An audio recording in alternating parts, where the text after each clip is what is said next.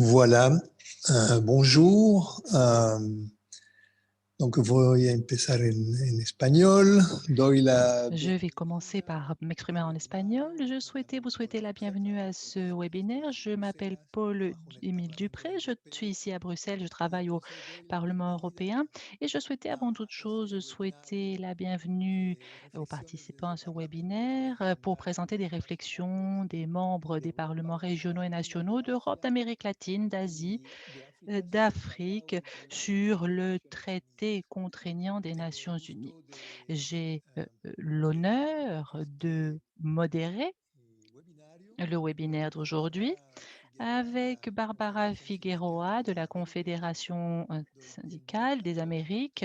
Je vous souhaite à tous la bienvenue, participants d'Amérique latine, d'Afrique, d'Asie et autres. Le webinaire d'aujourd'hui a lieu en direct, donc vous avez un service d'interprétation en français et en espagnol. of your Zoom window and then Vous avez donc l'interprétation. L'interprétation est donc disponible en espagnol. Vous avez accès à une interprétation vers l'espagnol en cliquant sur la langue espagnole au bas de votre écran. En appuyant sur la barre d'outils, vous verrez le petit globe avec les différentes langues disponibles. vers le français, vous pouvez activer l'option interprétation dans le menu du Zoom en bas de votre écran. Et nous remercions les interprètes pour cette interprétation en live. Donc voilà, à la veille de cette session, la 6e session du groupe de travail des Nations Unies sur les multinationales et les droits humains, le réseau interparlementaire mondial pour le traité contraignant et la campagne globale pour la souveraineté des peuples et le démantèlement du pouvoir des multinationales et l'impunité ont donc le plaisir d'organiser cette conférence virtuelle. C'est important parce que c'est la 6e session déjà du groupe de travail. Chaque fois, nous organisons une réunion avec des parlementaires pour appuyer ce travail. Ce sujet, par exemple, au Parlement européen était presque inexistant il y a quelques années et maintenant il est vraiment au centre du travail des parlementaires, aussi par des législations européennes qui sont en train de se discuter, alors qu'il y a peu de temps, c'était très peu connu. Et donc, nous aurons l'occasion aujourd'hui d'écouter le point de vue tant de l'ambassadeur de l'Équateur, qui est le président de la conférence depuis que vous savez que l'Équateur a pris l'initiative de ce traité contraignant, et aussi de divers parlementaires de divers continents pour discuter comment appuyer ce travail, discuter le contenu, discuter de ce qu'il fait dans les différentes régions, etc. Nous pensons que les parlementaires ont bien sûr une légitimité tout particulière pour le suivi du rôle crucial que jouent les Nations Unies. Eux ont aussi un rôle à jouer. Et d'ailleurs, 300 parlementaires déjà ont signé un appel pour appuyer le traité contraignant depuis octobre de 2017. Ils continuent à se joindre à cet appel, qui est d'ailleurs aussi accompagné maintenant par un appel, une mobilisation et des autorités locales dans le monde entier. Alors, je vais passer la parole à la personne qui modère avec moi, à Barbara Figueroa. La palabra es para ti, Bárbara. Bueno, muy buenos días a todas, a Eh bien, todos. bonjour à toutes et à tous. Bonjour à ceux qui participent à cet événement particulièrement important que j'ai l'honneur de co-modérer. Je suis très heureux. Je m'appelle Barbara Figueroa. Je représente la CUT, je suis présidente de la CUT du Chili. Je suis aussi en charge de différents domaines au sein de la Confédération des Amériques. Notre organisation, la CSA, est membre de la campagne mondiale pour revendiquer la souveraineté du peuple, démanteler le pouvoir des transnationales et mettre fin à leur impunité. Nous avons reconnu historiquement l'importance pour que ces transnationales soient reconnues responsables des atteintes aux droits de l'homme. Et d'ailleurs, nous avons dénoncé au cours des dernières années, justement via différentes chaînes de production, ce qui concerne des personnes qui travaillent dans des conditions informelles, pardon, qui ne sont pas reconnues. Et nous participons aussi, et c'est ici l'importance de ce webinaire, eh bien, nous participons à ce webinaire, c'est très important. Avec les panélistes qui seront aujourd'hui présents, nous participons donc à la campagne avec différents mouvements, différents syndicats, différentes communautés pardon, qui sont impliquées et qui proposent des choses concrètes, dont le traité contraignant, et nous serons présents aux négociations au cours des prochaines semaines avec le groupe intergouvernemental. Ici, je vous rappelle que eh bien, nous allons être ensemble. Nous aurons tout d'abord l'ambassadeur, Monsieur Esquiel Domingue, qui est le représentant de l'Équateur auprès des Nations Unies et qui représente aussi qui est le président du groupe de composition ouverte à composition non limitée sur les sociétés transnationales et entre entreprises et les droits de l'homme. Nous aurons aussi Madame Liliane Galan, qui est membre du Parlement uruguayen, qui représente le Frente Amplio. Ensuite, nous aurons Monsieur Zite Kabwe,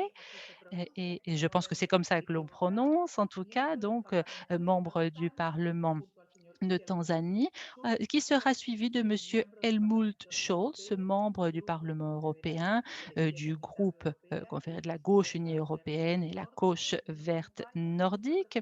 Et nous aurons également, qui va nous présenter la campagne mondiale. Je vous remercie. Merci à vous tous qui êtes ici avec nous pour ce webinaire. Chaque panéliste aura une dizaine de minutes pour contribuer et après les différentes interventions, nous écouterons les questions que vous pouvez poser via le link qui vous est proposé. Et dans Zoom, vous verrez aussi qu'il y a un onglet questions-réponses pour pouvoir poser vos questions et nous demanderons à chacun des participants de ce webinaire eh bien, de respecter ce format pour que l'on puisse ensuite, après les interventions de chaque panéliste, eh bien, passer à un échange et aux questions-réponses sur base des questions qui auront été formulées.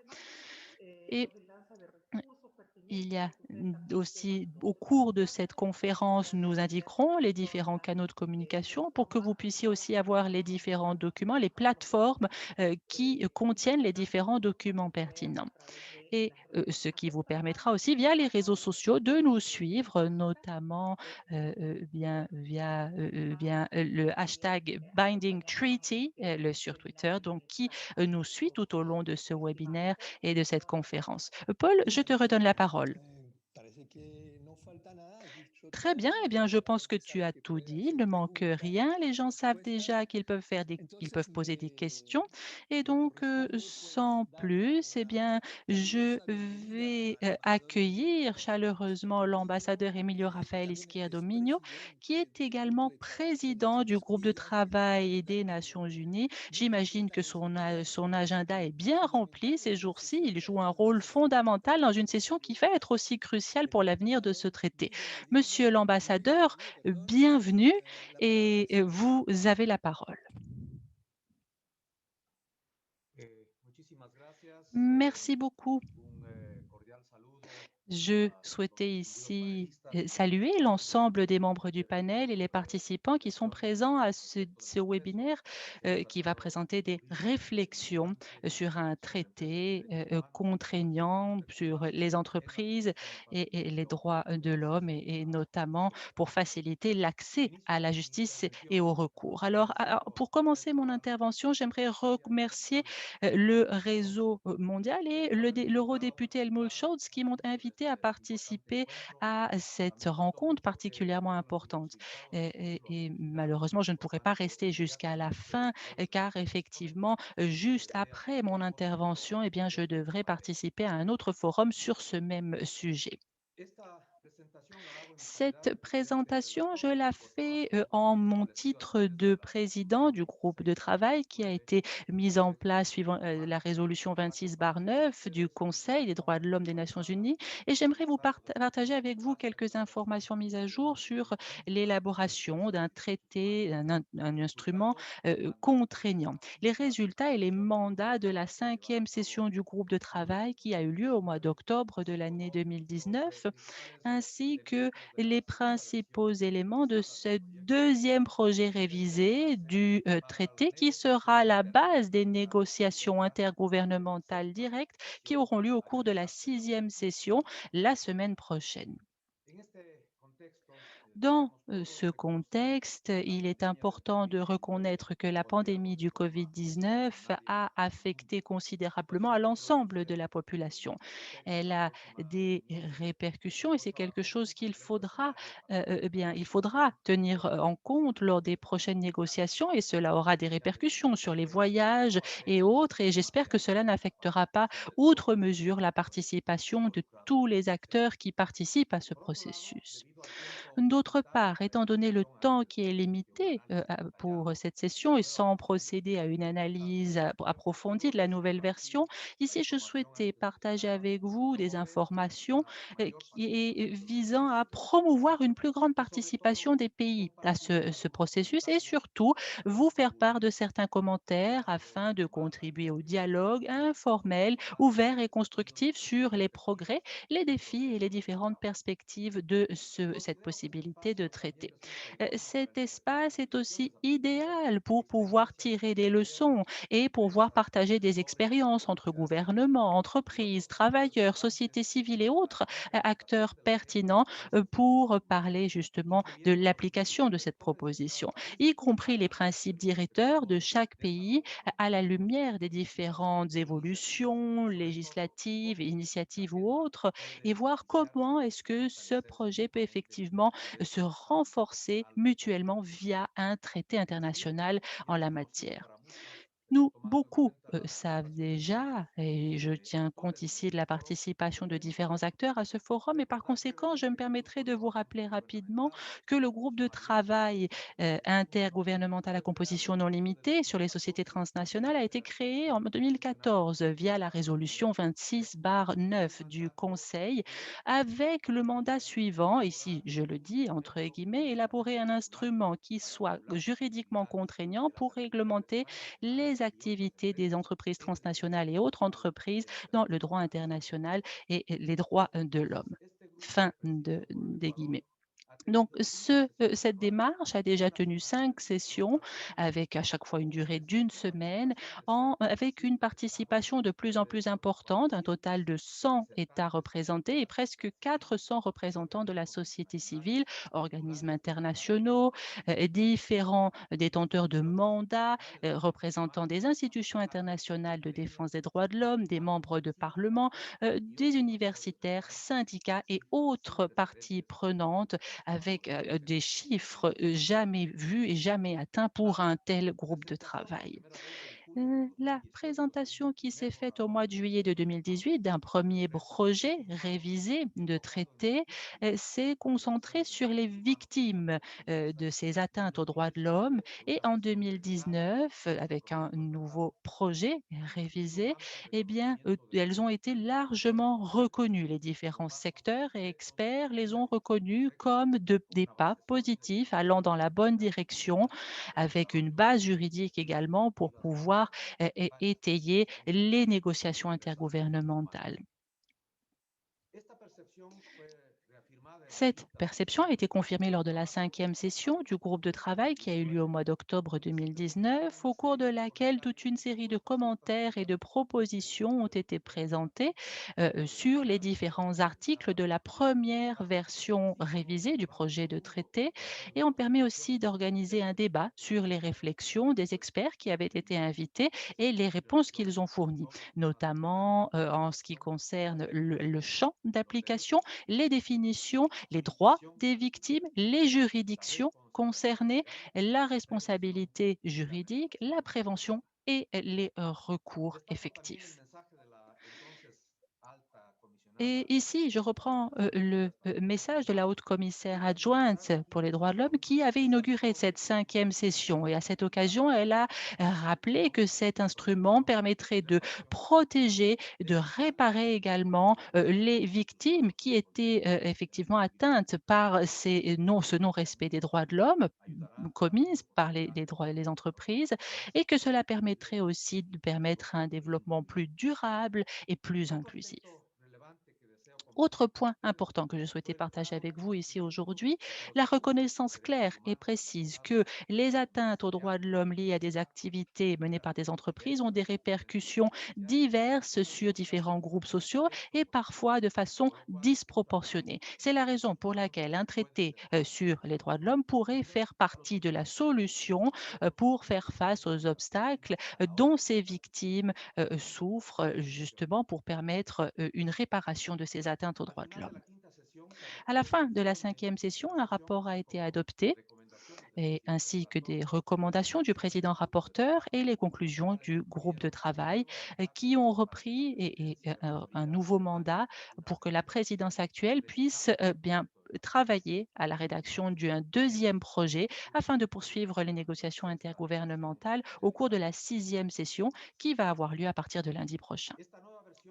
Cette nouvelle version qui a été envoyée au début du mois d'août de l'année 2020 aux États membres des Nations Unies et qui a aussi été envoyée aux autres acteurs pertinentes de Genève et qui a été publiée aussi sur le site internet du Haut-Commissariat, eh bien, a été rédigée sur base, d'une part, des échanges qui ont eu lieu au cours de la cinquième session, ensuite des échanges et propositions concrètes d'amendements au texte proposé lors de la cinquième session et en plus de cela, eh bien, les propositions d'amendements supplémentaires qui ont été soumises par d'autres parties prenantes qui avaient jusqu'au mois de février 2020 et enfin les échanges informels entre sessions qui ont eu lieu de façon virtuelle au mois de mai et juin de cette année.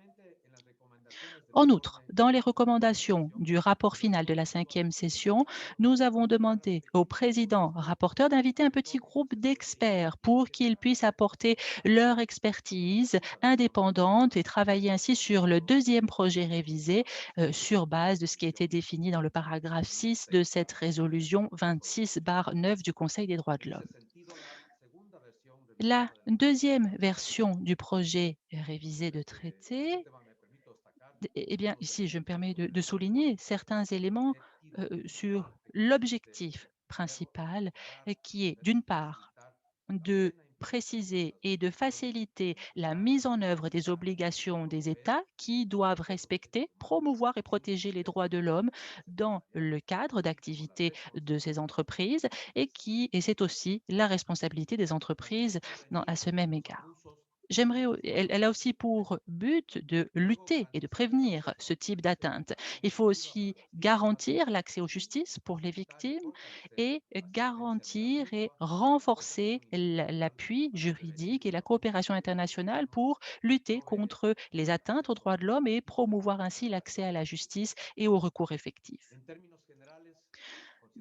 En termes généraux, eh bien, nous estimons que la nouvelle version de ce projet révisé a pu s'aligner aux différents instruments et cadres déjà existants, comme par exemple les principes directeurs des Nations Unies sur les entreprises et les droits de l'homme, la déclaration tripartite de l'OIT également sur les entreprises multinationales et politiques sociales, et d'autres instruments pertinents de cette organisation, comme par exemple les principes qui existent concernant les entreprises et d'autres qui se basent sur une approche progressiste. En ce qui concerne le champ d'application à présent, la nouvelle version ajoute des nouvelles précisions et elle fait effectivement référence à tous les droits de l'homme et libertés fondamentales qui sont reconnus au niveau international et qui dérivent de la Déclaration universelle des droits de l'homme, ainsi que les principaux traités de droits de l'homme, les conventions de l'OIT dont les États sont signataires et le droit international également. Ici, Elle mentionne elle renforce son, préambule qui mentionne la Déclaration des Nations unies pour protéger les défenseurs des droits de l'homme, l'agenda 2020 également pour le développement durable et l'importance pour que les États et les entreprises intègrent une dimension de genre dans leurs travaux, en accord avec la convention sur l'élimination de tout type de discrimination à l'encontre des femmes et d'autres normes internationales qui semblerait pertinente. En ce qui concerne à présent le champ d'application subjectif, la nouvelle version réaffirme qu'elle concerne toutes les entreprises, y compris les entreprises transnationales et autres entreprises qui réalisent des activités de type transnational.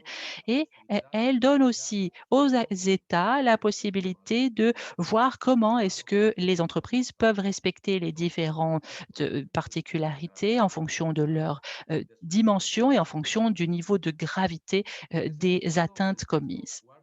En ce sens, ici, le texte, eh bien, est en ligne, est aligné avec la résolution 26/9 et il veut vraiment tenir compte des normes existantes, des contextes de différents pays, dans lesquels effectivement il y a une différence qui est faite entre différents types d'entreprises. Pas, forcément par rapport au respect des droits de l'homme, mais plutôt par rapport, au respect de certaines obligations et notamment la diligence raisonnable. C'est un élément qui est repris dans d'autres, éléments, d'autres parties du nouveau traité qui font référence aux petites et moyennes entreprises. Autre modification importante qui répond à une demande de nombreux secteurs lors des sessions précédentes du groupe de travail, le fait d'insérer une référence aux entreprises et d'État dans les définitions, ce qui permet de garantir une égalité, de compétences, mais qui permet aussi de garantir l'accès à la justice et au recours pour les victimes. En ce qui concerne à présent les victimes, eh bien, le nouveau texte a réintégré certaines dispositions et il a effectivement, mentionné qu'il fallait élargir la reconnaissance des victimes, leur définition en incluant les familles, leur entourage, leur réseau et en mentionnant le mot victimisation.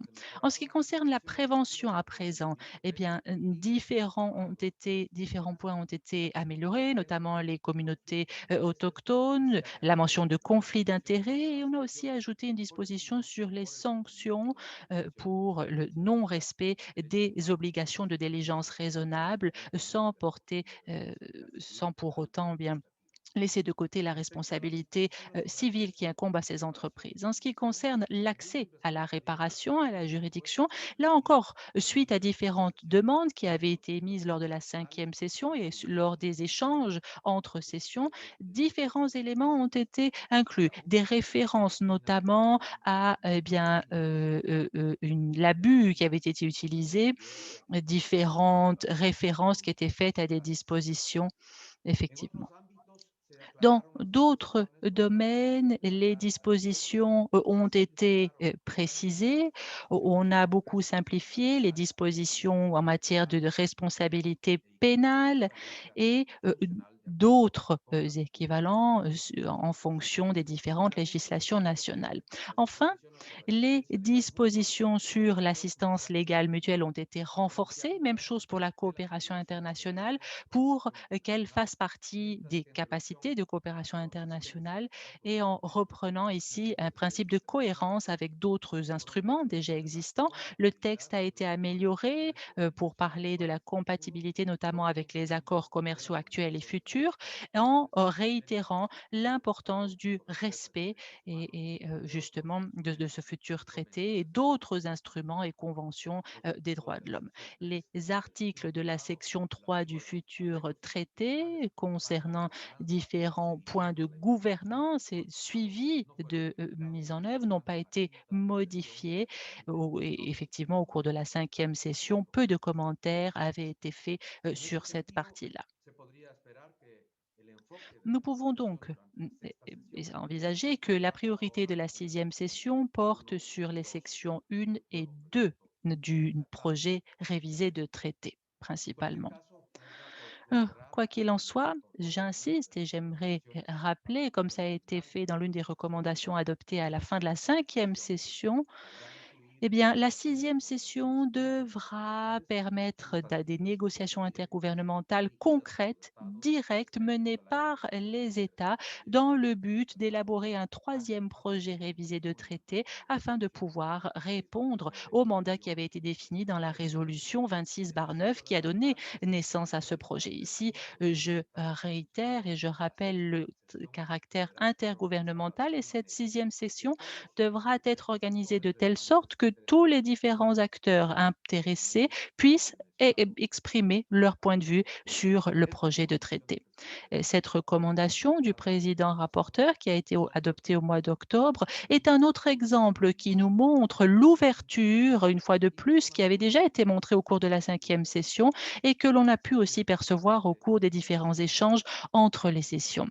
C'est un besoin qui a été identifié au sein de la présidence et qui a aussi été souligné par différents acteurs dans le but de renforcer, d'élargir le dialogue, de pouvoir apprendre mutuellement, de tenir compte d'expériences déjà existantes qui sont menées au niveau national ou international pour pouvoir faciliter ou encourager différentes initiatives au niveau national, par exemple en faveur des droits de l'homme ou dans des universités, dans différents centres ou syndicats ou y compris des alliances qui pourraient être concernées, qui travaillent sur la question des droits de l'homme et qui pourraient être intéressées et qui souhaiteraient contribuer à ce processus.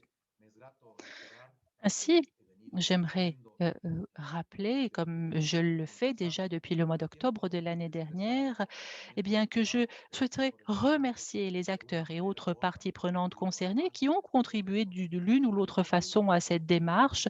Et j'encourage aussi tous ceux qui ne l'ont pas encore fait à participer directement en fonction de leurs capacités pour notamment eh bien, qu'ils puissent encourager leur gouvernement et qu'ils puissent profiter de cette occasion unique de définir un cadre international qui viendra combler un vide juridique qui existe dans le secteur des droits de l'homme, mais qui pourra aussi sans aucun doute contribuer de façon significative au renforcement du respect, de la promotion et de la protection des droits de l'homme de la part des entreprises, qui permettra de mettre en place une coopération internationale qui sera renforcée dans ce domaine. Je vous remercie pour votre attention et comme je l'ai dit, je m'excuse, je ne pourrai pas rester à cette réunion car effectivement, je dois participer sans plus attendre à une autre réunion pour traiter d'ailleurs de ce même sujet. Je vous remercie.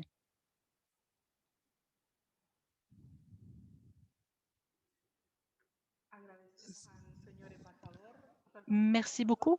Oui, No, quería saber si tiene todavía algunos minutos je de souhaitais tiempo savoir para poder si monsieur l'ambassadeur avait peut-être quelques minutes supplémentaires, car que mientras effectivement, tanto j'ai se reçu une está question reuniendo la sur Comisión certains acteurs de l'Union européenne. Est-ce que l'Union européenne est à présent plus impliquée dans le texte? Est-ce qu'elle participe de façon plus active?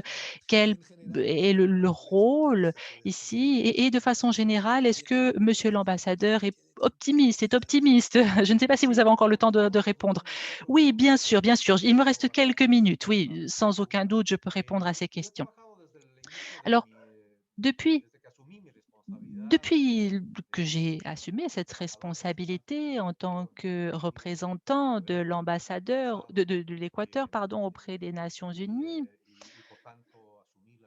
et j'ai donc par la même occasion assumer et accepter cette responsabilité de piloter cette démarche via mon poste de président rapporteur, je me suis efforcée de dialoguer avec tous les pays des Nations Unies, tous les pays membres des Nations Unies, pour qu'ils participent, pas uniquement d'un point de vue présentiel, mais pour qu'ils participent aussi directement à l'analyse profonde ce projet de traité. Ici, je me suis efforcée pour que justement, eh bien, les pays soient représentés, mais pour qu'ils puissent aussi contribuer concrètement au texte. Et ici, on parle du texte donc qui sera abordé lors de la sixième session.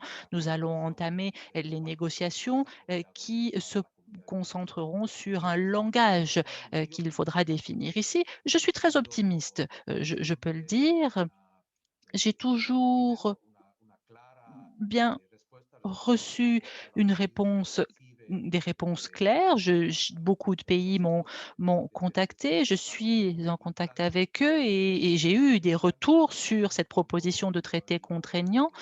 J'ai, de mon côté, essayé de trouver aussi des compromis, d'aligner certains points de vue pour garantir au moins une participation à ce processus.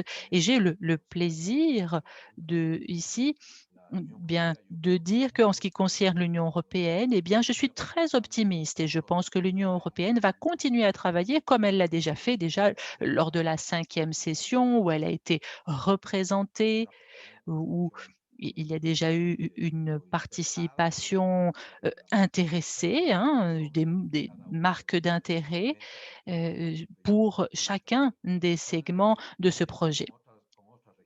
Et comme c'est le cas d'ailleurs pour d'autres régions, hein, j'ai vraiment essayé d'intégrer, d'attirer le plus de pays pour qu'ils participent à cette démarche. C'est la responsabilité, je pense, de la communauté internationale et aujourd'hui, plus que jamais, au vu, de cette situation mondiale dans laquelle nous sommes tous, bien en train que nous sommes tous en train de vivre, je pense que cette démarche internationale est encore plus importante. Le multilatéralisme prend tout son sens aujourd'hui pour, traiter ce genre de situation qui affecte ici les êtres humains. Je pense qu'on parle de droits de l'homme, on parle d'être humain, c'est finalement l'être humain qui est au cœur de cette démarche et donc c'est un processus qui doit concerner tous les pays, qui doivent y participer de façon active avec force de proposition. Voilà, c'est la réponse à votre question et je vous remercie pour votre question. À nouveau, toutes mes excuses, hein, je suis vraiment navrée de ne pas pouvoir rester à cette réunion comme j'aurais aimé le faire. Je vous remercie.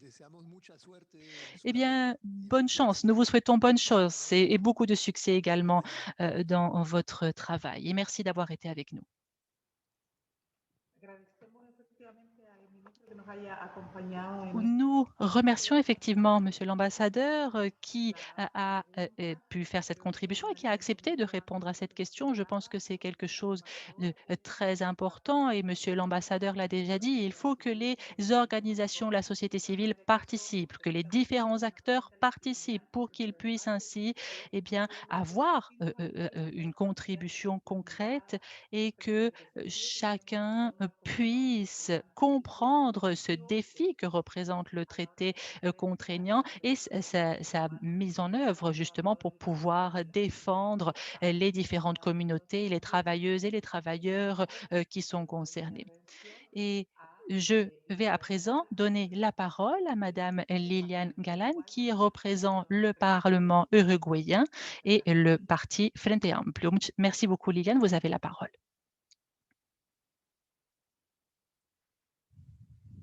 Muchas gracias. Merci Muchas beaucoup. gracias, Bárbara.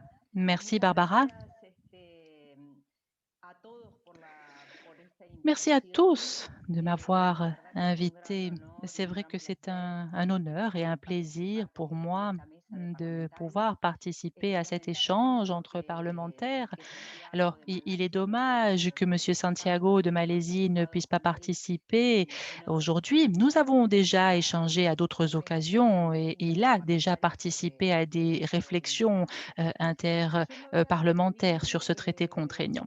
Alors, ici, je vais diviser mon intervention en deux parties, si vous me le permettez. La première partie de mon intervention portera justement sur la façon dont on voit ce traité contraignant via le prisme de la situation actuelle dans mon pays. Et dans la deuxième partie, je vous parlerai un petit peu du projet révisé qui va être au cœur de cette 6e session. Alors, avant toute chose, comment est-ce que nous envisageons ce projet via la situation dans mon pays? Certains d'entre vous le savent peut-être, l'Uruguay a changé de gouvernement. Barbara m'a présenté comme membre du parti Frente Amplio et alors le Frente Amplio a été au gouvernement au cours des 15 dernières années en Uruguay, mais au mois de novembre de l'année dernière, il a perdu les élections face à une coalition de 5 partis de droite néolibérale et par conséquent, la situation a beaucoup changé aujourd'hui en Uruguay. Aujourd'hui, je pense que l'on peut dire que tout ce qui a été fait au cours des dernières années en Uruguay sur le traité contraignant a été très intéressant, très fructueux. J'ai participé moi-même aux négociations à Genève. J'ai accompagné l'ambassadeur uruguayen lors des travaux sur ce traité et nous nous sommes aussi organisés en Uruguay, donc entre parlementaires pour pouvoir aider la responsable et pour pouvoir aussi mettre en place un groupe de travail avec les organisations sociales de mon pays et les différents ministères qui sont justement en charge du développement, de la production et qui sont en lien avec les entreprises transnationales présentes dans notre pays. Ça a été un travail particulièrement fructueux, très intéressant, qui nous a permis de beaucoup élaborer, de beaucoup de contenu, mais aujourd'hui, ce groupe de travail a été oui, mis à l'arrêt. Ces travaux sont en pause à cause du changement de gouvernement. Et étant donné que nous avons aujourd'hui un gouvernement qui ne souhaite pas vraiment appuyer ce projet de traité contraignant, mais qui, au contraire, est plutôt favorable aux entreprises transnationales. Pour vous donner un exemple, il y a de grands directeurs d'entreprises qui ont été à la tête d'entreprises transnationales et qui sont aujourd'hui à la tête de nos entreprises publiques nationales, pour vous donner une idée. Par conséquent, les objectifs qui étaient poursuivis et avaient pour but de soutenir le traité contraignant, eh bien, ne seront plus les mêmes aujourd'hui en Uruguay. Ce que l'on peut voir, c'est que les entreprises transnationales aujourd'hui ont dépassé, vont bien au-delà du pouvoir économique de nombreux pays, même des pays développés, et plus encore, je dirais, dans des pays comme les nôtres, des pays de petite taille, font partie d'une région très complexe, comme c'est le cas aujourd'hui en Amérique latine. Il faut savoir que l'Amérique latine est le continent le plus injuste et je dirais encore plus injuste aujourd'hui en pleine pandémie. La pression qui est exercée sur les différents circuits de distribution, en plus de l'alliance qu'ils ont avec le secteur financier, fait qu'ils deviennent des acteurs avec un pouvoir politique considérable qui ont finalement la capacité d'influencer la rédaction des lois et qui se retrouvent même au sein de certains gouvernements, soit en tant que membres, soit pour faire taire justement ces gouvernements. Nous avons des exemples en Uruguay qui montre le pouvoir économique et les liens qui sont tissés avec différents secteurs et qui viennent soutenir différents projets de financement d'universités, par exemple, ou bien des groupes de réflexion, des think tanks ou autres.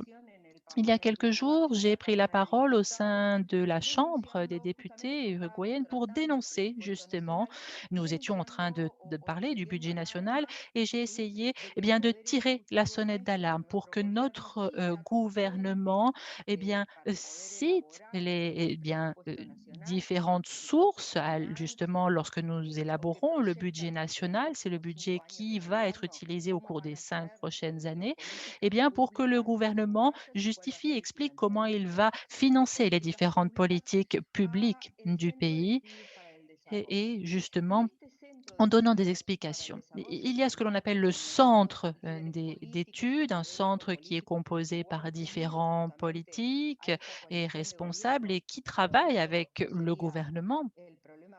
Mais je dirais que ce n'est pas ici le problème principal. Le problème est que il est reconnu, institutionnalisé par le gouvernement uruguayen et il est financé car il travaille avec le réseau Atlas. Le réseau Atlas est un réseau de pensée néolibérale et qui est justement financé par des entreprises transnationales, de grandes entreprises transnationales bien reconnues et par le gouvernement des États-Unis. Donc, si vous faites le compte, il y a en plus de cela la présence d'hommes, de femmes d'affaires, de responsables de grandes entreprises transnationales qui sont déjà au pouvoir exécutif. Je vous donnerai ici l'exemple de l'entreprise Claro, l'entreprise Mobistar. Aujourd'hui, ce sont ils sont présidents de l'entreprise de communication nationale. Donc on voit un véritable problème qui est aujourd'hui enraciné au sein même de l'État. Alors, les États aujourd'hui ont la possibilité de définir leurs capacités et d'insérer effectivement ces pouvoirs internationaux qui sont bien souvent très opaques. Et on se rend compte que n'importe quel pays et l'ensemble de la communauté internationale, eh bien, a besoin, je pense, de règles du jeu pour que, eh bien, on puisse mettre une limite, que l'on puisse définir des règles de transparence pour justement faire la lumière sur ces super pouvoirs. Ces entreprises multinationales, eh bien, personne n'est là, personne ne vote pour élire leurs membres, mais elles prennent des décisions qui ont des répercussions sur l'ensemble des communautés.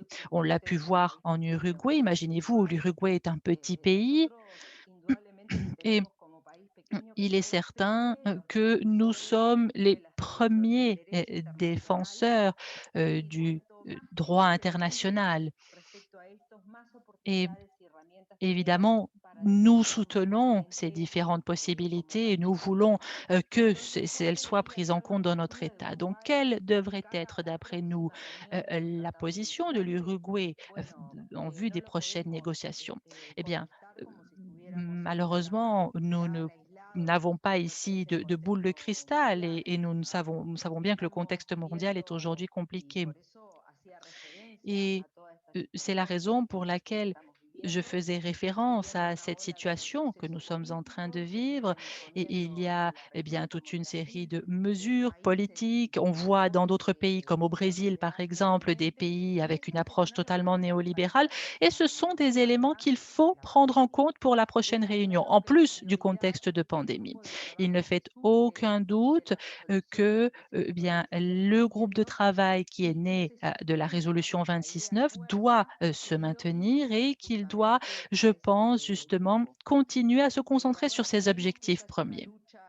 Nous savons que il s'agit aujourd'hui de lutter contre ce pouvoir des grandes entreprises et les États se trouvent soit d'une part, eh bien, aux mains de ce pouvoir ou alors sous pression de ces mêmes pouvoirs, encore plus à l'heure actuelle en pleine pandémie face à bien, une situation économique difficile. On se retrouve que ces entreprises viennent à donner un appui justement aux pays les plus vulnérables. Je pense que l'on ne pourra pas obtenir une victoire sur tous les points que nous voulons soutenir, hein, même si notre proposition est tout à fait juste et je pense qu'une stratégie est par conséquent nécessaire pour pouvoir continuer à avancer. Nous, de façon très bien simple, nous pensons que cette initiative doit se poursuivre. Il ne faut pas qu'elle disparaisse, il ne faut pas qu'elle soit non plus trahie et il faut que ce groupe de travail poursuive ses travaux pour que nous pensons que c'est justement le bon moment pour avancer. Il ne faut pas mettre terme aux travaux en signant un traité. Voilà, vu les circonstances dont je viens de vous parler, vu la pandémie actuelle qui ne permet pas aux gens de se réunir, qui ne permet pas d'avoir à la fois les États et les représentants de la société civile réunis. Et nous pensons qu'il est fondamental d'écouter la voix des États, mais qu'il est aussi indispensable d'écouter la société civile organisée. Nous l'avons déjà vécu à d'autres périodes et nous pensons qu'il est indispensable d'écouter la société civile. Pas uniquement lors des réunions à Genève, mais aussi dans notre propre pays. Je vous disais justement tout à l'heure que les réunions que nous avons organisées avec la société civile, avec différents groupes de travail, avec les différents ministères concernés, des sénateurs, eh bien, ne peuvent plus avoir lieu en raison de la situation politique en Uruguay, en plus de la pandémie.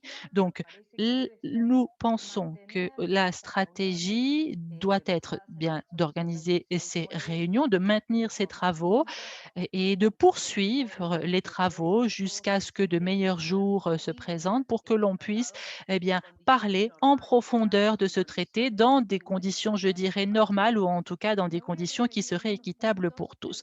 Alors je vais à présent mentionner quelques points. Je pense qu'il me reste du temps, n'est-ce pas, Barbara? Bon, je vais conclure, je vais conclure. Merci. Oui, je vais conclure.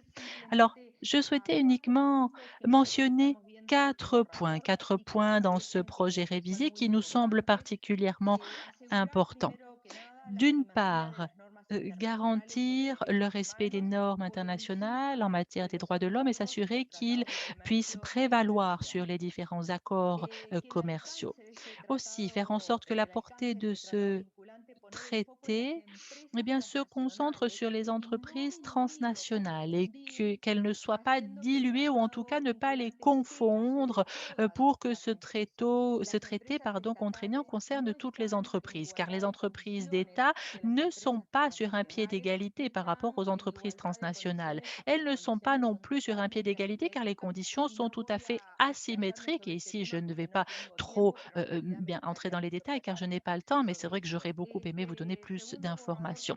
Ce deuxième projet, est un petit peu met un petit peu trop la responsabilité sur les États, alors que nous savons que on parle ici d'États faibles face à ces entreprises transnationales ou des États qui sont littéralement sous la pression ou qui sont aux mains de ces entreprises transnationales, encore plus actuellement à travers la pandémie. Nous insistons aussi sur l'importance des droits de l'homme et le fait que, il y ait une référence constante aux législations nationales. Comme ça, on ne pourra pas, séparer les différents niveaux. Et enfin, j'aimerais vous dire que dans le projet révisé, on parle d'une relation de contrat ici. Et on sait qu'il est très difficile de démontrer la relation entre les maisons mères et les différentes filiales des entreprises, les sous-traitants et autres. Et c'est ce que l'on sait d'ailleurs, hein, on en a parlé au cours des dernières années, et ce sont des relations particulièrement complexes. Et je pense que dans le texte du traité, il faudrait parler peut-être de relations, d'entreprises, de chaînes d'approvisionnement, de circuits, qui sont des éléments beaucoup plus concrets et qui nous permettraient de faire la lumière sur ces liens entre les différentes entités. Ici, j'aimerais aussi que dans ce traité contraignant, on reconnaisse les différentes communautés et les victimes, pas uniquement les victimes directes d'ailleurs, comme le disait Monsieur l'ambassadeur tout à l'heure, pas de façon individuelle uniquement, mais que l'on reconnaisse aussi les associations, les groupes de personnes affectées, y compris les associations de défense des droits de l'homme, car nous savons que bien souvent, ceux qui sont directement affectés ne peuvent pas agir seuls. Ici, on parle de grandes asymétries, de grands déséquilibres entre le pouvoir des grandes transnationales et ceux qui sont affectés. Je vous remercie beaucoup. Merci Barbara et je m'excuse, j'ai été un petit peu long. Por favor, muchísimas gracias, Liliana. Tú siempre estás muy involucrada en ese tema, nos parece magnífico. Nos ha acompañado en Ginebra varias veces. Tu nous as accompagnés plusieurs fois à Genève. Et maintenant, avec l'actualité que nous avons en Amérique latine, de ce qui est arrivé en Bolivie cette semaine, j'imagine que ceux qui considéraient que les droits sont au-delà des pouvoirs des multinationales se sentent un peu moins seuls. Donc, on me demande ici, dans le chat, si par rapport aux députés progressistes, c'est un sujet qui est plus à l'ordre du jour des députés plus qu'avant, parce que, bon, il n'est pas très connu ici en Europe. Maintenant, vous êtes plus proche. En parlez-vous plus? Bon, eh bien, nous sommes au courant depuis le début. Nous avons eu des relations avec le Parlement européen, mais aussi avec le groupe progressiste par la Sour. Nous avons organisé ce groupe progressiste par la Sour, le Parlement du Mercosur. Et dans son sein, les députés ont participé et nous avons eu un groupe de discussion sur le traité contraignant, plusieurs fois d'ailleurs, et nous avons essayé de faire participer l'Argentine. J'ai participé à certaines réunions avec des organisations de défense de droits de l'homme d'Argentine et du Brésil. Bon, vous connaissez nos relations avec Romain, avec Manuela Roland, pour que le Parlement le Parlasur puisse participer à ce niveau du traité contraignant. Nous avons aussi signé le document premier les députés du Parlasur, notre groupe, et nous avons été parmi les premiers à signer le document. Et donc, nous allons continuer à travailler. Nous allons continuer à travailler avec les organisations sociales et avec le Parlement, avec le groupe progressiste, donc le Frente Ancho d'Uruguay, avec les organisations sociales. Mais nous avons perdu des appuis parce que nous travaillons avec la directrice des droits de l'homme, de la chancellerie. Nous travaillerons avec les groupes de la société sociale. Nous avons fait des analyses pour présenter nos propositions en tant que pays. Et nous avions organisé des réunions interministérielles avec des ministères qui ont des relations directes avec ce qui est le développement social et productif de nos pays. Donc, toute cette richesse que nous avions élaborée ces dernières années, les 6-7 dernières années, on a quelque part perdu, cela a disparu. Nous allons continuer à travailler uniquement avec les organisations sociales comme coalition de gauche, le Frente Amplio, parce que en ce moment, nous vivons des moments très, très difficiles au niveau de nos pays.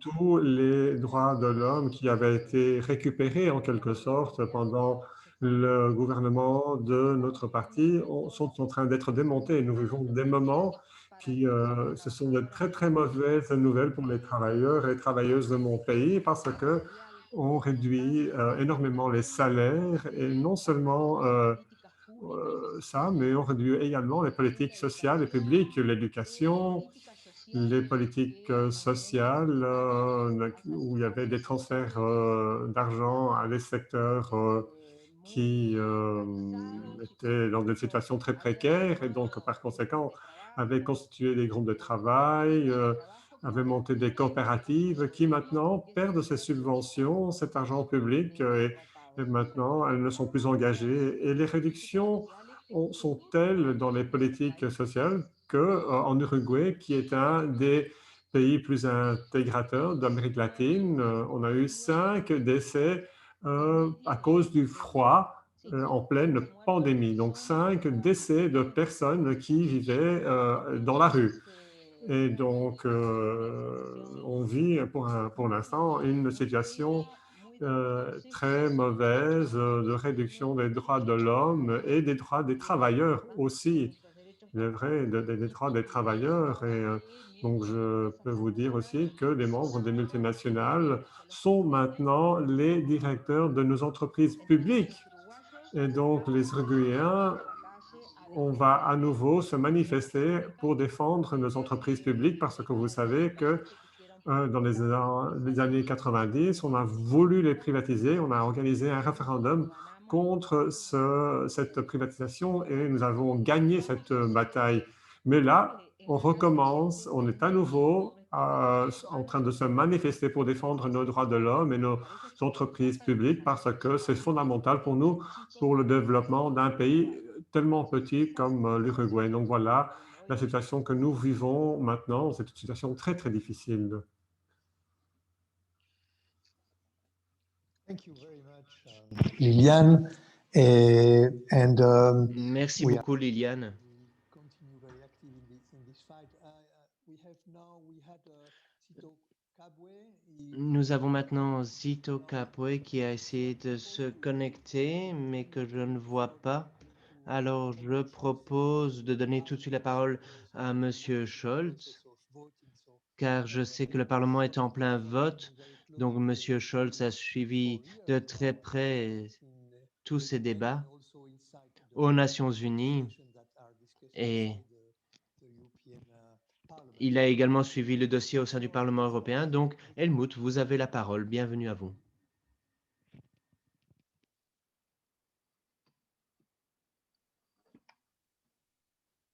Helmut. Helmut.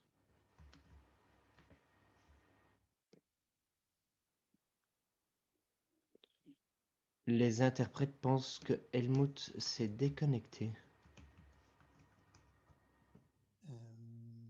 Les interprètes ont l'impression que Monsieur Scholz s'est déconnecté. Je vois qu'Helmut n'est plus connecté parmi nous. Dans ce cas, je vais donner la parole à Monica. Monica Vargas de la campagne. Yes, sorry. Thank you, Paul-Émile. Oui, désolé. Merci beaucoup, Paul-Émile. À vrai dire, nous voulions donner la parole à Gonzalo Verron pour qu'il nous explique brièvement l'évolution des activités qui sont actuellement préparées et pour qu'il nous parle également de la stratégie politique développée et qui sera mise en œuvre la semaine prochaine. Alors, pendant que M. Scholz se joint à nous, peut-être qu'on pourrait donner la parole à Gonzalo. Gonzalo? Très bien, Gonzalo, vous avez la parole. Yes. Thank you. I was trying to fix my Merci interpretation. beaucoup. Désolé, je cliquais sur les bons boutons pour l'interprétation. Je vais passer à l'espagnol. Je peux y aller, Paul-Émile? Je peux commencer? Then you have to go to be in the channel of Spanish, to be sure that the translation is in Spanish also. Mhm. Okay. Welcome and the floor is yours. Bienvenue, vous avez... Ok, muchas gracias. Oui, merci beaucoup. Bon, je voudrais saluer Liliane, députée, en particulier Liliane, pour son engagement avec notre tâche et nos efforts pour un traité. Notre collègue de la CCA du Chili, et aussi à toi, Paul-Émile. Je voudrais un peu vous informer par rapport à la campagne que nous sommes en train de développer pour cette session. Cette session est très importante. Nous avons l'impression que nous nous rapprochons d'un point final après 5-6 ans de travail. Et voilà.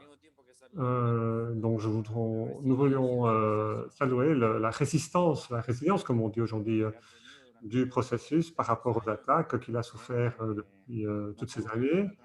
Nous observons qu'il y a eu un changement auprès de certains acteurs parce qu'ils ont vu que le processus est un processus nécessaire. C'est ce que l'on doit faire au niveau des droits de l'homme et des entreprises multinationales. Et donc, ils comptent avec l'appui de beaucoup d'organisations, de mouvements sociaux. Et donc, ça illustre quelque part cette réalité, ce besoin. Mais depuis que ce que nous avons pu voir aussi, c'est que c'est des choses qui ont déjà été abordées et ça va faire partie de notre ligne de travail. Et c'est qu'il y a comme une croissante séparation entre les raisons d'origine du traité et la forme qu'a le traité maintenant. Le traité est en train de se transformer dans un traité normal de droits de l'homme. Cela veut dire quoi? Ça veut dire que toute l'énergie et toutes les normes sont investies au niveau des États. Donc, toute la responsabilité retombe sur les États, même ces responsabilités qui ont trait à l'international, parce que cela dépend de la coopération entre États. Et donc, cela, c'est bien parce que quelque part, au sein de ce montage, on peut introduire beaucoup de droits, beaucoup de sujets centraux et des sujets que nous avons apportés avec les victimes, les droits des victimes. Il y a beaucoup d'éléments qui ont une relation avec ce que nous avons défendu et qui sont très nécessaires. et les organisations des victimes, des communautés ont apporté. Mais ce qu'il se passe, c'est qu'au niveau international, il y a toujours un grand vide. Pour cela, ce traité est vraiment très, très nécessaire. Tout ce qui est la suprématie des droits de l'homme, comme disait Liliane, les obligations directes par rapport aux multinationales, les obligations qui ne dépendent pas des juridictions nationales, mais qui sont des obligations qu'ont les multinationales au niveau international, ne sont pas reprises, ne sont pas repris non plus les accords qui doivent être cohérents avec cette idée d'obligation directe. Et en fin de compte, comme d'aucuns l'ont dit, cet élargissement à toutes les entreprises, c'est quelque chose de logique et cohérent parce que le traité, en définitive, est appliqué comme une loi nationale, mais ce n'est pas cohérent avec le fait et avec l'esprit qui était au départ de la résolution 26/9. Et donc, il s'agissait de s'occuper du problème créé par les multinationales. Donc, cette mobilité qui leur donne une certaine marge de manœuvre à ces multinationales. Donc, c'est toujours ce qui nous préoccupe fortement et nous allons investir tous nos efforts pour compléter à travers des propositions de rédaction, comme on dit, d'articles et de nouveaux articles ou de modifications de certains autres articles pour essayer, à partir de la société civile, de notre campagne, d'essayer de pousser le traité dans cette direction. Ce n'est pas facile et d'autant moins qu'on a maintenant un contexte très particulier pour cette session qui est très compliqué. Donc, au départ, nous avions demandé que l'on puisse penser à la possibilité de transformer cette session en consultation et pouvoir et comprendre ce qui serait cette nouvelle normalité. Nous considérons que nous sommes vraiment en désavantage pour participer à ce genre de session et cela nous préoccupe beaucoup. Dernièrement, nous avons eu une réunion avec nos collègues du South Center et ils nous disaient que le Conseil des droits de l'homme à Genève est quelque part mort. Mais pourquoi est-il mort? Parce que la société civile n'y est pas. C'est elle qui lui donne une vie, une dynamique et qui pose les problèmes essentiels. Et donc, nous sommes très, très inquiets par rapport à cette évolution. Nous sommes inquiets par rapport à ce qui peut arriver après cette sixième session. Le format hybride est un format qui vraiment a des grands manques. Des grands manques au niveau de la participation, nous le savons tous. Et quand il s'agit de négocier un traité avec le poids que ça représente, cela devient quelque chose d'encore plus compliqué, non seulement pour la société civile que nous représentons en ce moment, mais aussi pour les États. Les États qui ont moins de possibilités pour s'organiser, pour mobiliser des ressources, du personnel, etc. Et donc, il y a eu beaucoup de plaintes par rapport à cela. Et donc, nous avons organisé certaines activités avec des documents de la campagne, avec des expositions. Nous allons organiser une conférence de presse mardi prochain, comme d'habitude, mais ce sera uniquement par Internet, de façon virtuelle. Donc, nous qui sommes une campagne de mobilisation, une campagne vraiment du vrai, de la réalité, c'est un grand trou, un grand vide que nous avons en face. Et bon, voilà, nous voulions insister auprès du président du groupe et aussi auprès des autres membres de la négociation, auprès des États, pour tenir compte de cette situation et de ces difficultés.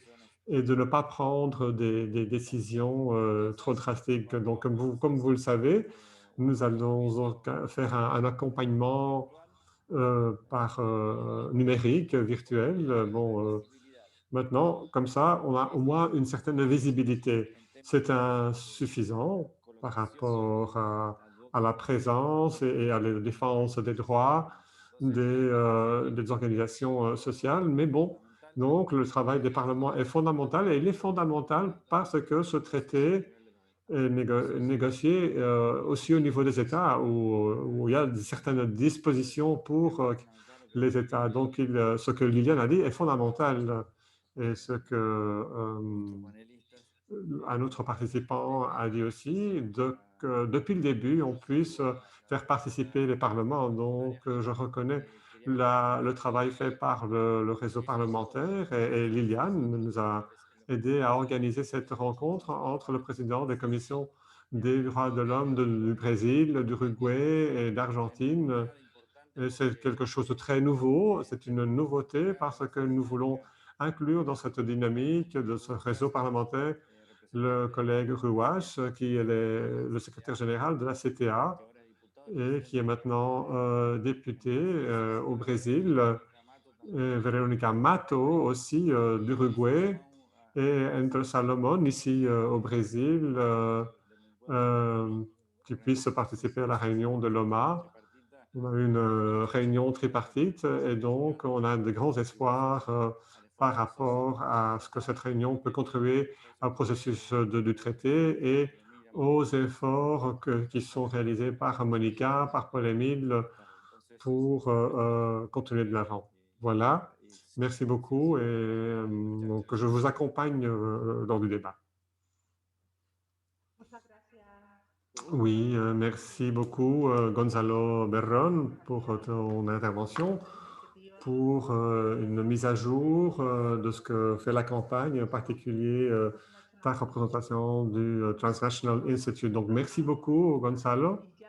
Ah, il est là à nouveau. Donc, l'importance des parlementaires, des parlements comme contre-pouvoir dans ce défi par rapport au rôle que les politiques publiques doivent jouer, que les États doivent jouer, et l'instance comme les traités contraignants pour la défense des droits de l'homme. Et donc, face à l'impunité des multinationales, et donc la voix non seulement des États, des gouvernements est importante, mais aussi des députés, des parlements.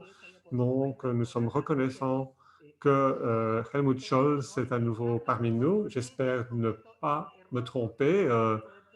Je ne sais pas si je prononce bien son nom, mais donc il est membre, député européen et représentant du groupe de la GUE, la gauche unitaire, et on lui donne ses 10 minutes pour qu'il puisse intervenir pendant ce séminaire. Merci beaucoup, Helmut, d'être là à nouveau avec nous.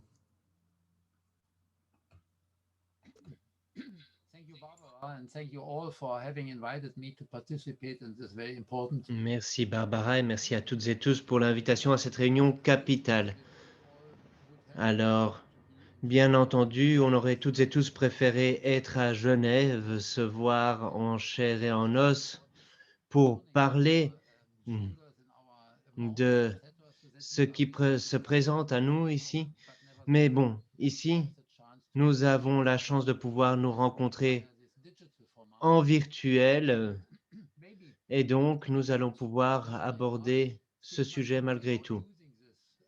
Et je dirais qu'on devrait peut-être réfléchir à l'usage de ce format pour avoir plus d'échanges de vues plus précis entre députés, avec la société civile également, avec leurs représentants, les autres citoyens intéressés par ce processus, mais d'autres également. Et donc, je pense que le virtuel permettrait peut-être justement d'accroître le processus démocratique dans la politique et permettrait d'augmenter l'ouverture et de renforcer les amitiés. Vous savez toutes et tous que le Parlement européen, depuis le début de ces négociations à Genève, essaye d'accompagner le processus en vue de voir pour qui ce traité devrait être conclu. Nous, en tant que représentants directement élus, venant des 27 États membres de l'Union européenne, nous avons l'obligation de créer un lien entre les luttes sociales, les luttes pour la démocratie et la paix, avec la question de savoir ce qui se passe derrière les rideaux. Et nous devons nous demander pourquoi ces valeurs auxquelles nous aspirons ne se concrétisent pas. Pourquoi y a-t-il de tels fossés? Et je tiens à remercier Paul-Émile et tous les autres qui nous permettent ici justement d'avoir un instantané de voir ce qui se passe en Amérique latine. Plus de 300 députés de parlements nationaux et internationaux, parfois des parlements régionaux, ont signé cet appel. Et maintenant, nous sommes dans la modernisation de cet appel pour la 6e ronde de négociations qui doit tenir compte des dernières évolutions. Le fait est que ce traité doit rééquilibrer la situation, car la mondialisation non équilibrée pendant des décennies a eu des conséquences considérables sur des communautés en termes d'accès à la justice, la protection des droits humains, et ce surtout dans les régions les plus pauvres du monde. Mais les régions les plus pauvres du monde ne sont que les pires exemples, car il faut savoir qu'au sein de l'Union européenne aussi, il y a des disparités. Et même dans cette Allemagne riche, il y a plus de 2 millions d'enfants qui vivent sous le seuil de pauvreté. Et moi, je pense que nous devons nous demander pourquoi les choses sont structurées de la sorte. Le lauréat du prix Nobel de la paix a reçu un prix littéraire allemand également. Il s'agit d'un prix très prestigieux pour ses travaux et notamment pour son livre « Le développement et la liberté ». Et je dirais que la traduction allemande exprime très bien son propos, car ici, son livre s'intitule en allemand « L'économie pour le peuple ». Et je pense que ces travaux servent de base scientifique qui pourrait nous essayer à porter la bataille aux Nations Unies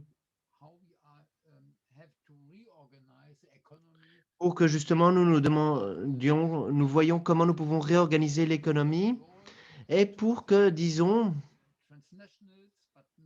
l'on donne un rôle aux multinationales et aux autres entreprises qui sont dominantes. Alors, bien entendu, on pourrait en parler pendant des heures, mais je ne vais pas rentrer dans les détails. Le fait est que le Parlement européen, à l'heure actuelle, au vu de ce cycle de négociations à Genève, débat actuellement de ce qui devrait être changé.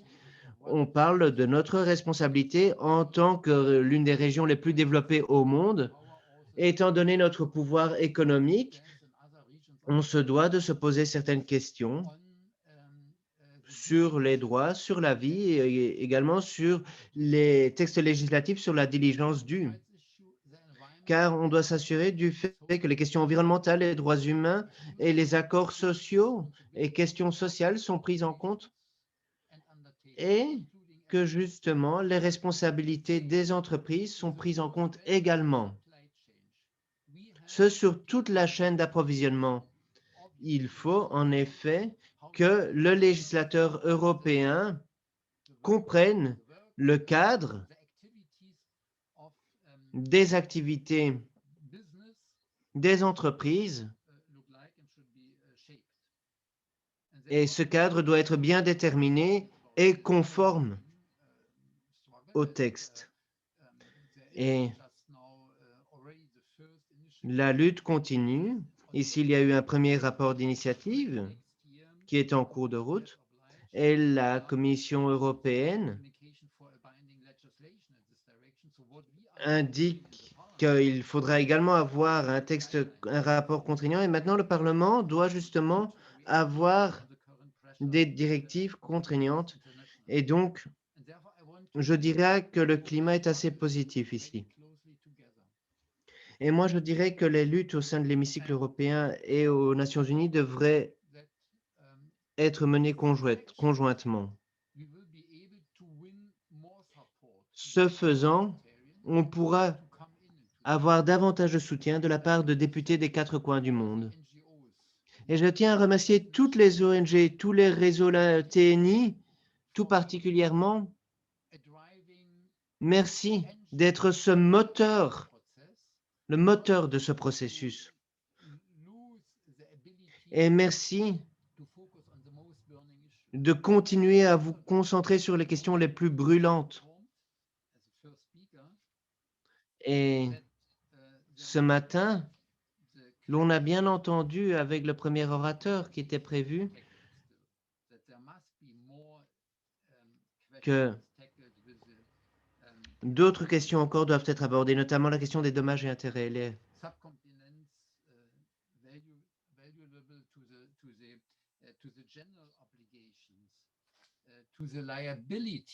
Il est important que la responsabilité soit mise en avant. Et je pense qu'on se doit d'avoir un débat honnête sur le fonctionnement que l'on souhaite pour que les entreprises, et je suis d'accord sur ce qui a été dit par rapport aux multinationales, le modus operandi nécessaire pour que les entreprises doivent respecter le traité. Ensuite, on devra se pencher à nouveau sur ce qui a été abordé à moult reprises lors du 4e et des 5e cycles de négociation. Comment peut-on établir le contrôle? Qui va contrôler? Comment? Quoi? Qui va être le juge, in fine, pour ce qui est de la mise en œuvre du traité?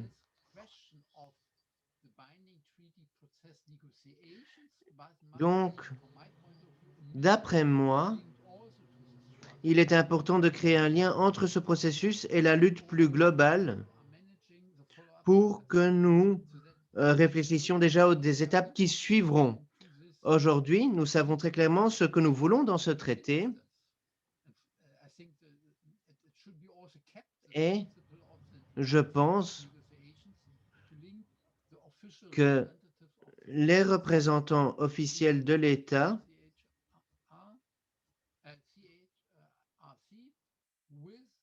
et les représentants du Haut-Commissariat et les participants de la campagne globale doivent travailler ensemble. Et je pense que si on a des négociations qui se feront de la sorte, on pourra aborder les problèmes concrets qui se présentent sur le terrain. Lors de la première audition sur les négociations, le commissaire a indiqué qu'il était prêt à réévaluer l'engagement de l'Union européenne. Donc, on a entendu Dombrovski. Et maintenant, on verra ce qui se passera à Genève la semaine prochaine. Et j'espère que malgré la COVID, on pourra organiser au cours des journées à venir des liens très forts pour voir ce qu'apportent les différents États et pour voir ce qui pourra être réutilisé dans la lutte interparlementaire pour que nos appels soient entendus. Alors, moi, je parle à des députés de différents niveaux. Mais vous, en tant que représentant de la société civile, vous devez aussi de maintenir des contacts avec différents niveaux. Et j'espère que si on continue comme ça, le 6e cycle nous permettra de creuser davantage, d'avoir une meilleure structure et une vision plus holistique. Et c'est l'opinion publique qui jugera de nos travaux. Et donc, c'est pourquoi il nous faut créer des ponts et établir cette vision nous permettant d'avoir un cap pour que le traité au niveau des Nations Unies permette d'avancer par la suite, car il faut savoir que le 6e cycle ne permettra pas de faire une percée finale. Nous devrons continuer à consentir des efforts, redoubler d'efforts et donner voix au chapitre à tous ceux qui sont affligés par le bafouement des droits des humains. Merci beaucoup. Merci beaucoup, Helmut.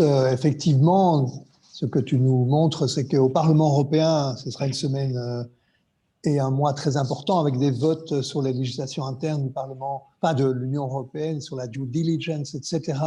Et en même temps, une semaine importante à Genève, évidemment. Et merci pour cette proposition de rester bien en contact, tout le réseau des parlementaires et des organisations durant cette semaine pour être vigilants, pour voir aussi les positions que vont prendre les différents gouvernements, l'Union européenne, etc., pouvoir réagir le cas échéant.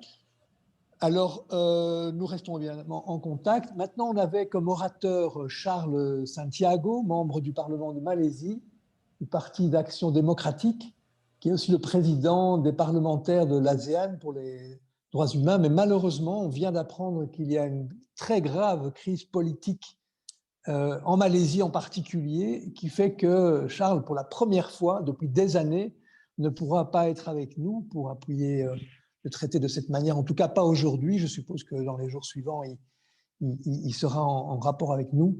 Mais là, nous ne pouvons pas l'avoir aujourd'hui, nous nous en excusons, mais c'est une crise de dimension très importante en Malaisie aujourd'hui. Je crois que c'est un grand scandale financier qui touche le pays, qui a des répercussions internationales, etc. Donc moi, je propose, puisqu'il ne nous reste pas beaucoup de temps, de passer directement la parole à Barbara pour faire quelques mots de conclusion. Et puis, je reprendrai le micro après. Merci. Barbara, para ti. Muchas gracias, Paul. Bueno, Merci beaucoup, Paul.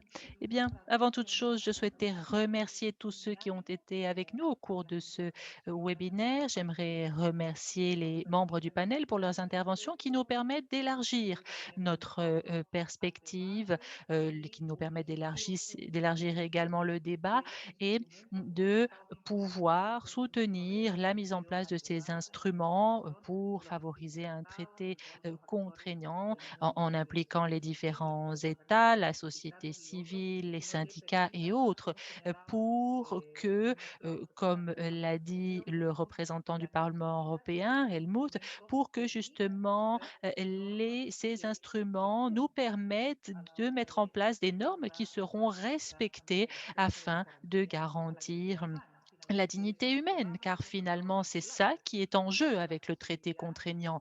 Il ne s'agit pas uniquement d'échanger, d'avoir des échanges économiques entre nos différents pays, mais avec eux, il faut pouvoir renforcer la garantie de la dignité et la protection des droits de l'homme. C'est la raison pour laquelle, eh bien, on pourrait dire que nous devons avancer avec un traité contraignant qui nous permettra de mettre en place des systèmes, de renforcer ce qui existe avec les entreprises transnationales et qui aussi nous permettront de décupler les répercussions de ces normes et qui feront en sorte que ces entreprises à activité transnationale seront reconnues. Il ne faut pas parler d'entreprises comme un ensemble. Non, on parle ici plus particulièrement des entreprises qui ont des activités à champ transnational et il faut ici être précis.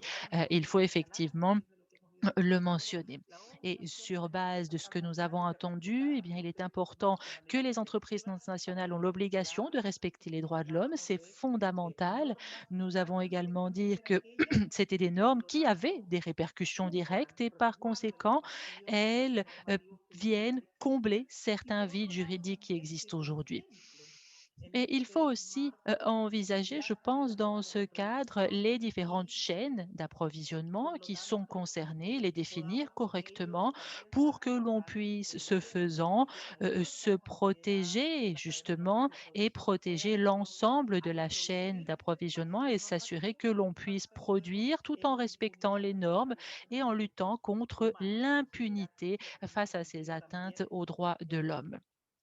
Ici, il est important aussi de mentionner les institutions internationales qui peuvent, ou en tout cas qui peuvent être mises en place pour venir protéger ces droits de l'homme.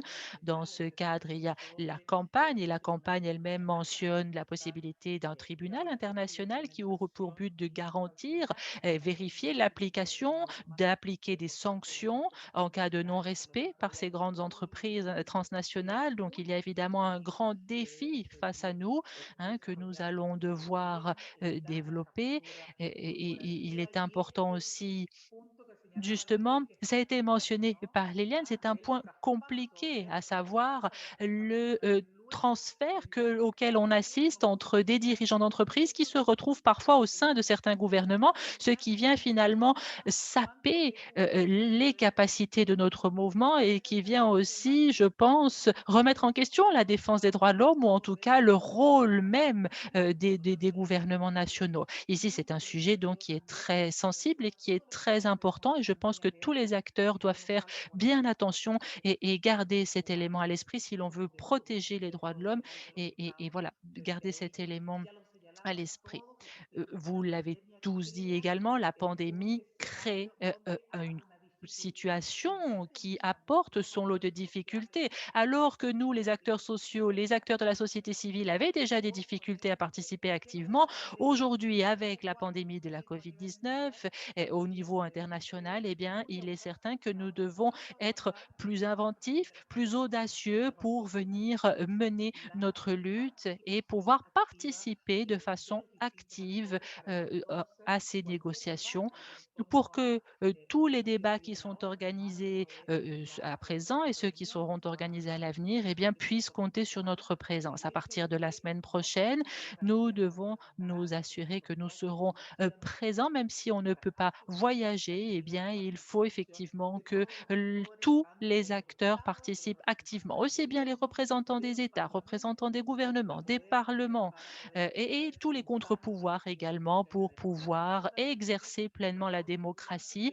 justement lorsque nous allons négocier ce traité contraignant et aussi faire entendre la voix des mouvements sociaux, de la société civile et des syndicats. C'est fondamental, c'est un élément essentiel qui a déjà été mentionné lors des différentes interventions. Et donc, eh bien, je pense que nous avons ici abordé les 10 principaux éléments. Il y a probablement l'un ou l'autre petits éléments que nous avons peut-être laissés de côté, mais il ne fait aucun doute qu'avec ces points, nous avons repris, je dirais, ce qui est important. Je reprends ce qui a été dit dans les différentes interventions et ce sera, je pense, une richesse qui nous aidera à l'avenir. Ça a été un plaisir d'écouter les différents membres du panel. Voilà, ce sont les membres, ce serait, je dirais, ma mini conclusion pour pouvoir conclure ce webinaire. Et Paul, je te rends la parole. Merci beaucoup. Il y a une dernière question qui vient d'être posée sur le chat. Alors, je ne sais pas si Gonzalo est en mesure de répondre aux camarades de la CTA. Apparemment, il y a une question qui demande quels sont les pays qui sont pour ce traité finalement. Quels sont les pays qui sont les principaux défenseurs? Gonzalo. Oui, en fait, j'étais en train de répondre pardon, sur le chat. Mais bon, si vous me donnez la parole, je vais en profiter pour répondre. Eh bien, avant toute chose, je souhaitais saluer le camarade. C'est un camarade d'Argentine qui a été très actif. Je le remercie pour sa question et pour sa participation. Alors, comme tu le sais, il y a un groupe de pays eh bien, que l'on appelle les guardians du traité. Ce sont les pays les plus proactifs, ceux qui ont lutté le plus férocement tout au long de cette démarche. Et en plus de l'Équateur, pardon, qui a été la voix de cette démarche, il y a différents pays, le Venezuela, par exemple, qui a toujours été très actif. Cuba, même chose, la Bolivie, toujours très actif dans cette démarche. Il y a aussi des pays africains, l'Afrique du Sud, le Mozambique, la Namibie, l'Algérie, l'Égypte, qui ont aussi participé. La Palestine a aussi participé activement, l'Indonésie, les Philippines. Et ensuite, on trouve d'autres pays qui bien, ont accompagné le vote d'origine. On a la Russie, l'Inde, la Chine, qui bien, sont intéressés, mais qui posent toute une série de questions. Et donc, pour les pays Guardians qui sont favorables, qui sont les moteurs de cette démarche, en tout cas, en suivant l'Équateur, qui est un petit peu le moteur principal, eh bien, le reste des pays sont un petit peu moins actifs. Et en plus des pays donc, qui sont le moteur de la dynamique, tous les autres participent également. Ça, c'est important de le savoir. Lors de la dernière session, il y a eu plus de 90 pays impliqués dans les discussions. Certains proposent un article ou autre, et ils prennent position. Et c'est l'avantage finalement d'un projet, un avant-projet. Lorsqu'on dispose d'un texte, eh bien, les pays doivent prendre position, ils doivent donner leur avis. Et pour eux, c'est plus facile de réagir à quelque chose que d'être force de proposition. Donc, comme je l'ai dit dans mon intervention, eh bien, au début, certains ont été un petit peu réticents et au fur et à mesure des négociations, ils ont pris position dans l'un ou l'autre sens en fonction des propositions. Alors, on ne discute plus de si c'est bien ou mauvais d'avoir un traité. Non, à présent, on parle du contenu du traité. Et les pays participent de façon plus ou moins active. Voilà, c'est tout pour ma réponse. Je vous remercie. Muchísimas gracias, Gonzalo, Merci por beaucoup, esta aclaración. Gonzalo. Merci Hay más beaucoup pour cette preguntas, explication. probablemente no Alors, las il y a podamos d'autres questions, mais malheureusement, nous ne porque pouvons pas poursuivre nos vamos échanges, mais évidemment, nous allons rester très actifs sur cette question au cours de la semaine à venir. Alors, j'ai la responsabilité de conclure. Je serai très bref. J'aimerais avant toute chose remercier tous les participants. Je pense que ça a été une session d'acteurs, de parties impliquées. Nous avons eu tout d'abord le président du groupe de travail. Ça a été une intervention intéressante. Ensuite, des parlementaires qui nous ont payé de leur pays ou qui nous ont parlé des Nations Unies, de ce qui est fait via les différents réseaux parlementaires. Nous avons aussi eu la participation active d'organisations, de syndicats, d'autres ONG qui sont finalement le moteur, avec les parlementaires, qui sont le moteur de cette dynamique qui veut donner naissance à ce traité et qui, on l'espère, comme l'a dit Liliane, qu'on espère obtenir. Mais nous ne voulons pas non plus aller trop vite en besogne et se retrouver avec un traité qui serait inutile. Il faut prendre le temps pour définir un traité effectif et contraignant. Donc, je souhaitais vous remercier toutes et tous pour votre participation et j'annonce également que cette semaine à venir va être très remplie. Il va y avoir d'autres réunions et le mardi 27 à 11 heures, nous allons lancer en fait un article sera lancé ou rédigé dans le Financial Times,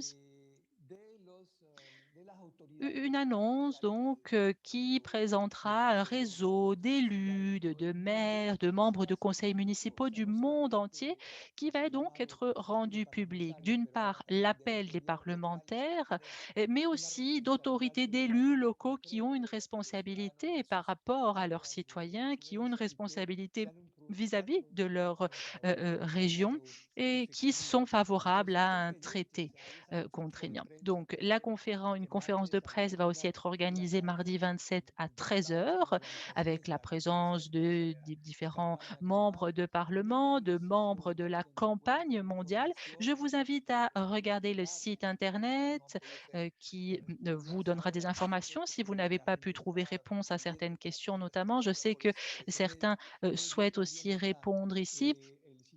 Vous avez aussi le site internet des différents eurodéputés ou parlementaires nationaux qui appuient la proposition de traité contraignant.